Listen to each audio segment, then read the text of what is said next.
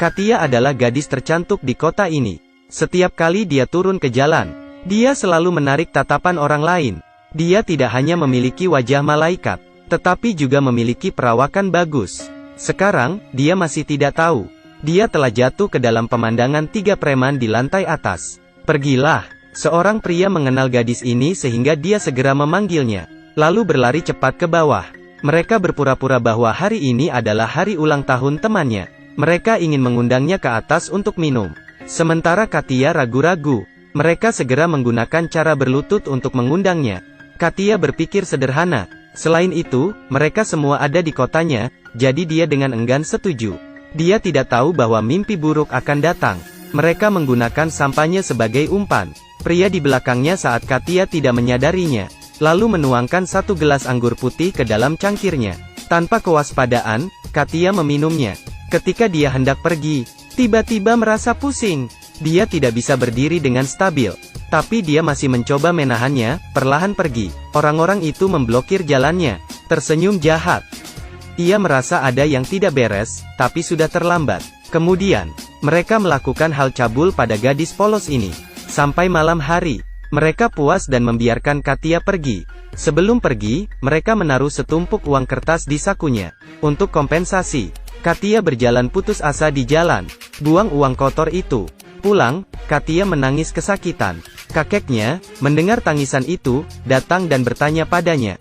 Tetapi ketika dia melihat di kaki Katia bentuk X dan memar, segera mengerti alasannya. Dia menghibur Katia dulu, lalu dengan marah mengambil palu, dan membawanya. Ketika dia tidak jauh, dia bertemu dengan tetangga yang adalah seorang polisi. Dia mendekat dan bertanya. Orang tua itu segera memberitahunya segalanya. Setelah mengatakan itu, dia menangis. Dengan cepat, polisi mencapai keberadaan 3 preman itu, dan mengendalikan mereka. Ketika ia akan membawa mereka ke kantor polisi, kemudian sheriff datang sendirian. Ternyata ada putranya yang berharga di dalamnya.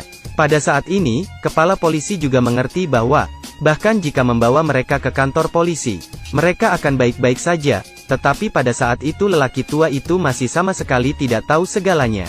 Melihat cucunya yang lincah berubah menjadi seperti itu sekarang, hatinya sakit seperti ditusuk pisau. Keesokan harinya, Katia dan kakeknya menerima pemberitahuan ke kantor polisi untuk diinterogasi. Tanpa diduga, polisi, tanpa malu-malu meminta Katia untuk menjelaskan detailnya saat itu.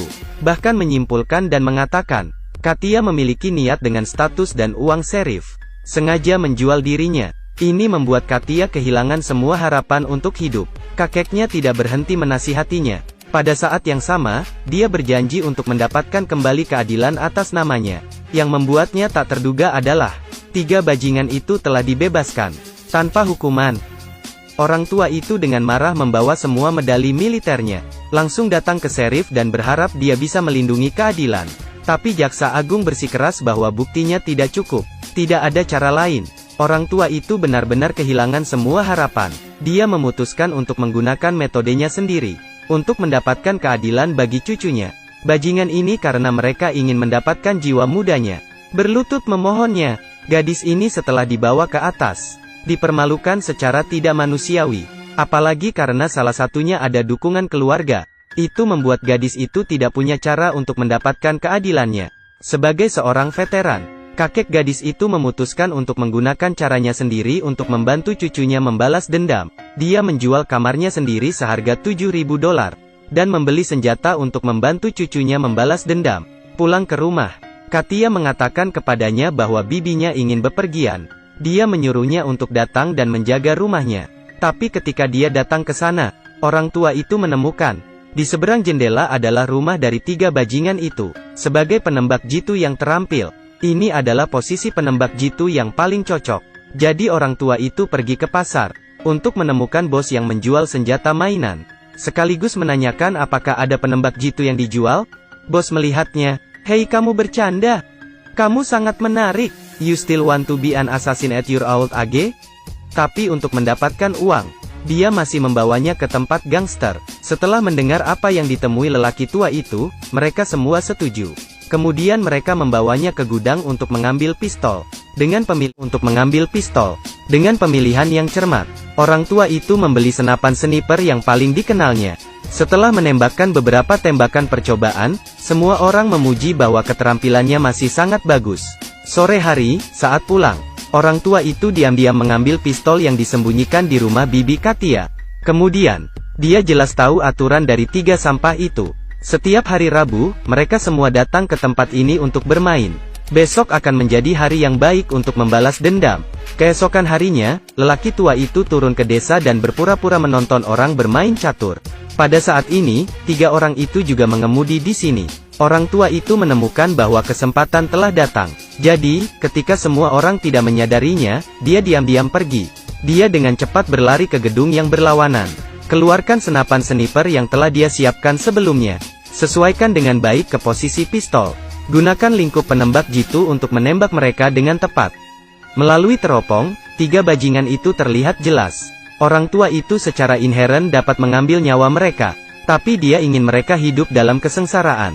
Dia membidik seorang pria yang memegang sebotol anggur di antara kakinya. Ketika pria itu mencoba membuka tutup botol anggur, dia menarik pelatuknya. Suara tembakan telah mengejutkan 2 orang di sebelahnya. Secara kebetulan, suara ini sama dengan ledakan botol. Ini membuatnya tidak bisa menjadi pria di masa depan. Kemudian lelaki tua itu setenang seolah tidak terjadi apa-apa pergi.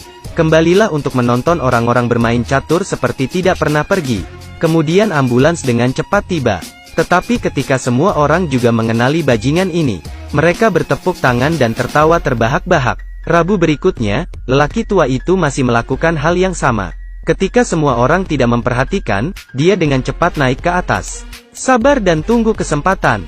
Ketika orang ini di dalam mobil, orang tua itu segera membidik tangki bensinnya. Pegang erat-erat dan membuat api, suara keras terdengar. Mobil itu terbakar dalam sekejap. Pria ini merangkak keluar dari kematian.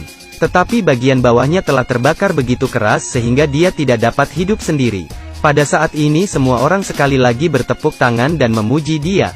Berdasarkan apa yang terjadi berturut-turut dengan 2 bajingan mereka sendiri bahwa ini bukan kebetulan. Sheriff juga bisa menilai. 2 hal ini semua dilakukan oleh orang tua itu. Jadi dia mengingatkan putranya, selama 2 hari jika tidak ada masalah, jangan keluar. Putranya tahu 2 saudara laki-lakinya terluka, langsung merasa terancam dengan gelisah. Sepanjang hari dia selalu curiga. Di sisi lain, polisi juga datang ke rumah Katia, untuk menyelidiki apakah lelaki tua itu menyembunyikan senjatanya sendiri. Tetapi setelah menemukan, tidak ada yang dapat ditemukan. Tapi ketika Katia berkata, bibinya tidak ada di rumah dan membawa kunci ke kakeknya, polisi segera mengerti bahwa masalahnya mungkin terjadi dari sana. Tapi saat polisi pergi, sheriff segera membawa stafnya ke rumah Katia. Tetapi mencari naik dan turun, mereka tidak dapat menemukan apapun. Saat dia akan pergi, dia bertemu bibinya yang baru saja kembali dari bepergian dan ingin mendapatkan kunci. Setelah mendengarkannya, sheriff dengan cepat mengerti. Jadi segera bawa orangnya ke rumah tante, mencarinya dengan teliti. Sayangnya, tidak ada petunjuk yang ditemukan. Sheriff datang ke sisi jendela, segera menemukan bahwa ini adalah tempat terbaik untuk menembak. Hanya menemukan senjata bisa menuduh orang tua itu. Orang tua itu juga agak gugup sekarang, karena ada polisi yang mencari loker tempat dia menyembunyikan senjata. Tapi ketika polisi membuka loker, pistol telah berubah menjadi gulungan koran. Orang tua itu melihat itu dan segera menunjukkan ekspresi menghujat, tanpa sedikit bukti. Sheriff juga tidak berdaya. Dia harus memberitahu lelaki tua itu bahwa, jika Anda menyentuh anak saya akan membiarkan Anda mati di penjara. Tetapi lelaki tua itu dengan tenang berkata, putranya sudah memiliki masalah. Ketika sheriff mendengarnya, dia sangat marah. Jadi dia segera pulang. Tidak peduli bagaimana sheriff mengetuk pintu, masih tidak ada gerakan di dalam. Tapi ketika dia akan mendobrak pintu, sebuah pistol ditembakkan langsung di perutnya. Ternyata putra di dalam terlalu terintimidasi. Jadi dia salah mengira bahwa lelaki tua itu telah datang ke rumahnya. Jadi segera melepaskan tembakan. Saat masih ragu, orang tua itu bertemu polisi. Ternyata, polisi ini sebelumnya menyembunyikan pistol orang tua itu. Pada saat yang sama, setelah mengatakan bahwa itu tidak dapat menyembunyikan pistol orang tua itu. Pada saat yang sama, setelah mengatakan bahwa itu tidak dapat ditemukan. Selanjutnya, polisi bertanya kepadanya, Anda telah menjual rumah Anda untuk membalas dendam. Apakah Anda pikir itu layak? Orang tua itu berkata bahwa siapapun tidak dapat menyentuh keluargaku. Itu ada batasan saya. Polisi itu mengatakan kepadanya bahwa biarkan saja. Semua sudah selesai. Hari itu, lelaki tua mendengar nyanyian panjang cucunya. Mendengarkannya, orang tua itu menangis. Ketika keluarga Anda harus menderita kebencian dan penghinaan, dan hukum tidak melindungi keadilan untukmu, maka semua kata menjadi tidak berarti. Menggunakan kekerasan untuk menangani kekerasan akan menjadi cara tercepat untuk memecahkan masalah. Terima kasih telah menonton, saya Night Owls, sampai jumpa di lain